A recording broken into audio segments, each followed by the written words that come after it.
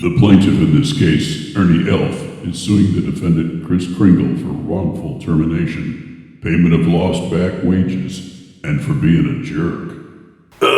Hey boss, Your Honor, the parties in the matter of Ernie Elf versus Chris Kringle have both sworn at each other and are ready to testify, dude. Thank you, Bailiff Bobby. Mr. Elf, you know you cannot actually sue Mr. Kringle for being a jerk, right? I just wanted it in the official record, Your Honorary Judgeship. Very well, that charge will be ignored but not stricken from the record. Mr. Elf, you may proceed. Woo! Since I no longer have to prove that Mr. Kringle is a jerk, I will focus on the first two issues. Bring it, dwarf! Mr. Kringle, you will refrain from interrupting Mr. Elf. Oh, here we go again. Pardon my impertinence, Your Honorable Judge Freisler. Who? Oh, never mind. Just keep it zipped, Mr. Kringle. That's not what your wife said last night. That's a good one. Oh, the fat man got you there, Judge. Whose side are you on, Mr. Elf? Oh, right. Sorry, Your Honor, but that was a good one. Please proceed with your testimony, Mr. Elf. Yeah, right. Okay, so after we left court here last month, we went back to old Tubelard's workshop. I assume by that you mean Mr. Kringle. Am I correct, Mr. Elf? If the stretch pants barely fit. Yes, Your Honor, when I refer to that fat tub of goo, I'm referring to Mr. Kringle. Going forward, please refer to the defendant as Mr. Kringle, Mr. Elf. Of course, Your Lordship. So, as I was saying, we got back to Santa's workshop. And I started talking to the other elves about joining a union. I contacted the NLRB about bringing in a union representative to talk about holding a vote for an elves union. What union would elves join, Mr. Elf? Well, us elves have always been impressed by the Easter Bunny crew.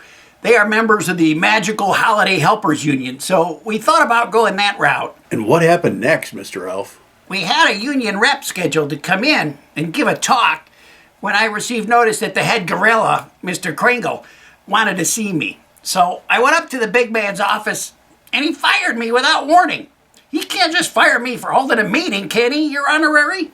That is an interesting question, Mr. Elf. Is the North Pole a right-to-work, imaginary workplace? Mr. Kringle, who was the last employee that you terminated prior to Mr. Elf here? Mr. Elf is technically the first termination in the North Pole. First termination at the North Pole ever? You got cork in your ears there, Judgeship? I don't chew my cabbage twice. Yes, since the workshop first opened in around 1879, this vagabond Mr. Elf is the first entity or elf or whatever that has ever been terminated, your royal ponce. Mr. Elf, when did you first join Santa's workshop? The fat man is right, Your Lordship. All of us elves started in 1879, and everyone is still there. Except me, of course. No one ever dies or moves away or retires from the North Pole? It is a magical place, Your Honor. Or at least it was, before the corpulent one over there brought in one of those efficiency experts. They started setting up quality goals and production quotas and quarterly statements and things like that. Us elves didn't see the need to change things. Of course you elves wouldn't understand. You're the reason I had to modernize in the first place. What do you mean by that, Mr. Kringle? I thought it was my turn to testify, Judge Judy, not Senor Radish over there. I will allow Mr. Kringle to answer my question. Of course you will. Elves can't get no justice. We will get back to you shortly, Mr. Elf. Ha! Get back to you shortly. That's a good one there, Judge Baby. Mr. Kringle, please answer the question put to you by the court. Okay, so the reason we brought in an efficiency expert is that from roughly January through September, nothing gets done. The elves spend that whole time screwing around and production is down to almost nothing. It's ridiculous.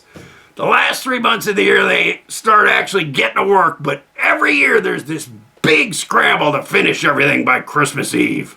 And you wanted to smooth out your production levels to ease the Christmas rush, am I right? Ooh, looks like Mr. Super Business Genius went to business school himself for at least a minute. That's when I invited the union rep in to have a meeting. You'll get your turn, Mr. Elf. Mr. Kringle, is that when you terminated Mr. Elf? After the union rep was invited to a meeting?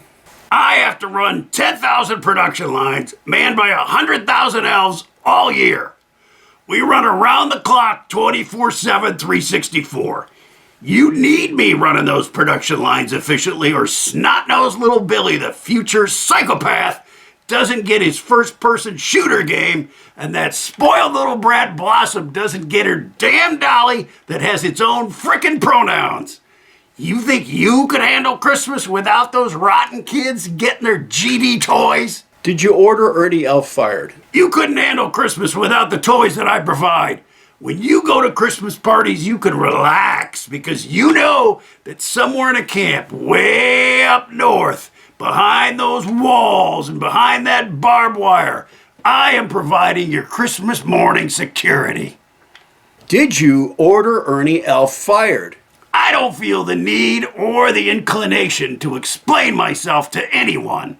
I have a greater responsibility to the entire world than any of you could possibly fathom.